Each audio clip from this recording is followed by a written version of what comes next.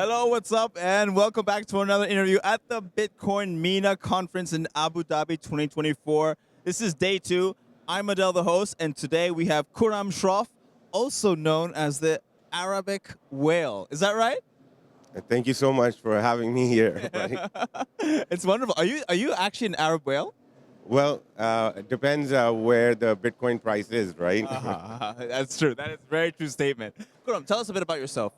So we got involved in Bitcoin mining in 2011, and we are as a family we own a bank in East Africa, and M-Pesa had launched in 2011, which had 17 million people in M-Pesa in 2011. So we saw a fintech app disrupt the entire banking sector of a country. It had more money in that fintech app than all the banks combined. So I was just very interested in, while reading the white paper, seeing that Bitcoin can be divisible by 100 million. So I thought one Bitcoin can literally power the entire banking sector for a country. So it really inspired me that how can we use Bitcoin for financial inclusivity, especially in Africa. Interesting. That's really good. You're targeting the African market. Is that what your focus is on? Well, I think that that was what inspired me to get into Bitcoin, but I think it's become a global movement. So not only in Africa, but South America, everywhere in the world, now Bitcoin is being held as a treasury asset, True. possibly by different countries. You know, Donald Trump has announced later on Eric Trump is coming here. Eric Trump. Eric Trump, yeah, is coming here. So I mean, I think Bitcoin has grown up. You know, it's about 14, 15 years old now. So I think it's still a, new teenager, but I think it's growing up really fast. And I'm so excited to be here at the, one of the largest Bitcoin conference in the capital city of Abu Dhabi. And thanks to Adnic Group to, put this up and have the vision to bring one of the future capital to the city of Abu Dhabi. Really well said there. I want to hone in on what you just said. Really massive shout out to Adnic, but also the sponsors for bringing this event possible, making this event possible. Now, I want to know more about what you are focusing on. Like, what keeps you busy? What keeps you up at night? Is it the trades? Is it the green candles? What keeps you up at night, and why are you passionate about cryptocurrency, digital assets, this industry itself? Well, I'm in it for the long run. So the whole idea is coming from a mining background. I when I got inspired by Bitcoin, it was about money, P2P money transfer without having a third-party bank involved, being able to transfer value to each other without having a bank involved.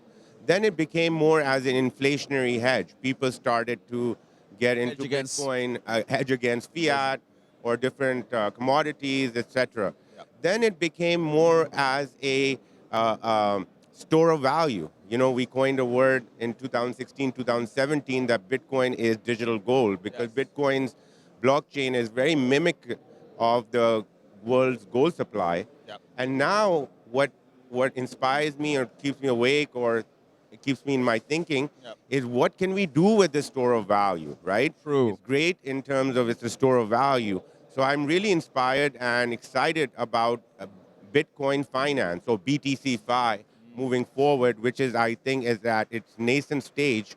And I think that's going to become the economic security layer for a lot of countries, for a lot of companies, for a lot of individuals, and for the world moving forward. Interesting, really interesting take. I'm really now want to know more about when it comes to scams and things like that. I understand this is not the reason to enter crypto, but crypto for some people they entered this industry through an MLM, for example. Whether you call that a scam or not doesn't matter. But they entered it, they sold these packages, and then they made millions just by selling these packages.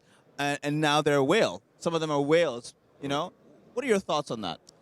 You know, it's interesting because there are a lot of scams happening, and unfortunately, it is affecting newbies who are coming into the industry, which gives them a bad taste. You know, Yes. I'll just give you a small example. Like one of my maids was asking me, she wants to buy Bitcoin, but she was like, "Oh, it's above $50,000. I don't have $50,000 to buy a Bitcoin.